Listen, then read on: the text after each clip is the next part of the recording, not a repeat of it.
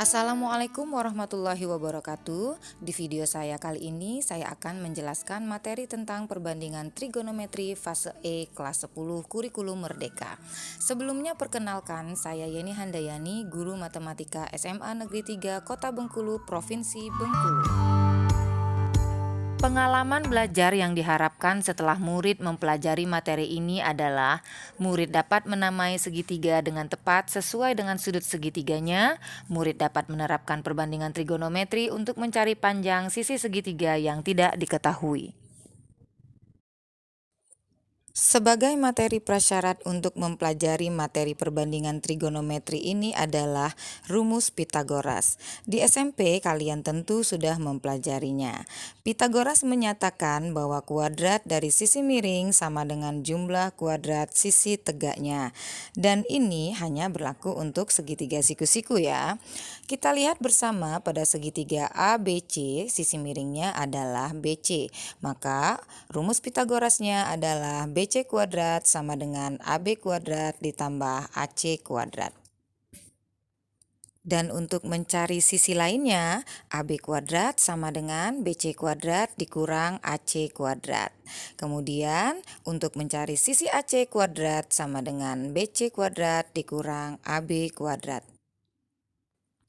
3 nama untuk setiap sisi segitiga.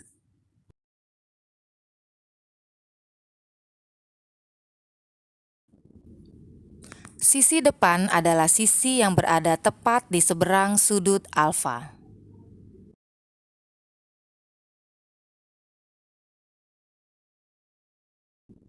Sisi samping adalah sisi yang berada di samping sudut alfa.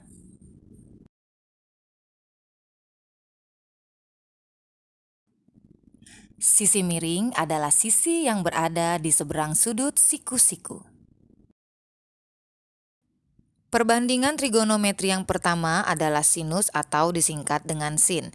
Rumusnya adalah sin alfa sama dengan sisi depan per sisi miring, dalam hal ini sama dengan sisi AC per sisi BC. Perbandingan trigonometri yang kedua adalah kosinus atau disingkat dengan cos. Rumusnya adalah cos alfa sama dengan sisi samping per sisi miring, dalam hal ini sama dengan sisi AB per sisi BC.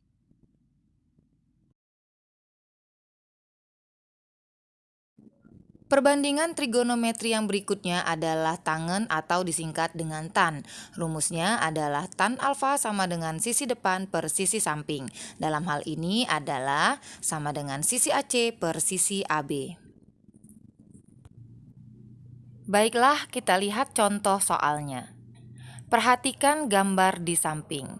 Tentukan besar nilai sin R, cos R, dan tan R. Berikut penyelesaiannya. Perhatikan segitiga PQR, karena yang ditanya adalah sin R, cos R, dan tan R, maka sudut yang digunakan adalah sudut R. Kita akan tentukan terlebih dahulu sisi depan, sisi samping, dan sisi miring. Sebelumnya telah dijelaskan bahwa sisi depan adalah sisi yang tepat berseberangan dengan sudut.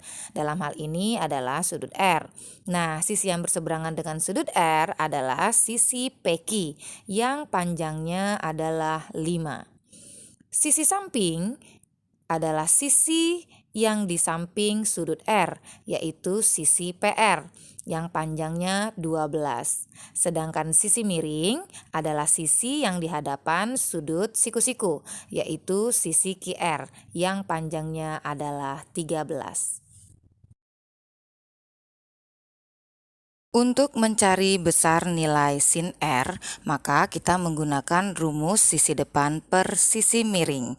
Sin R sama dengan PQ per QR, sama dengan 5 per 13. Untuk mencari besar nilai cos R, kita menggunakan rumus sisi samping per sisi miring, sama dengan PR per QR, yaitu 12 per 13.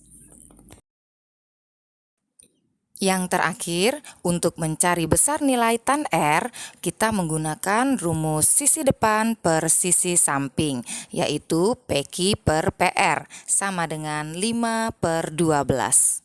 Contoh soal berikutnya, seorang ahli bangun perlu mengukur jarak sungai untuk mempersiapkan pembangunan jembatan. Pertama, ahli bangun tersebut memberikan tanda titik awalnya dan melihat ada pohon besar di seberang sungai. Ia kemudian berjalan sambil mengukur jarak sampai posisinya sejajar dengan pohon. Jarak yang baru saja ia tempuh adalah 400 meter. Tentukan panjang rancangan jembatan yang seharusnya berdasarkan informasi yang ada. Berikut penyelesaiannya. Kita misalkan panjang rancangan jembatan sama dengan X dan yang diketahui adalah sudut 30 derajat.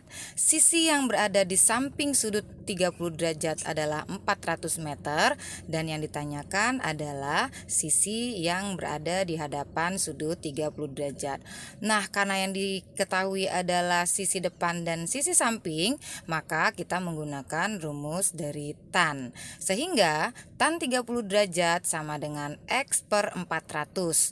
Tan 30 derajat nilainya adalah 1/3 akar 3 sama dengan X per 400. Sehingga X adalah 400/3 akar 3.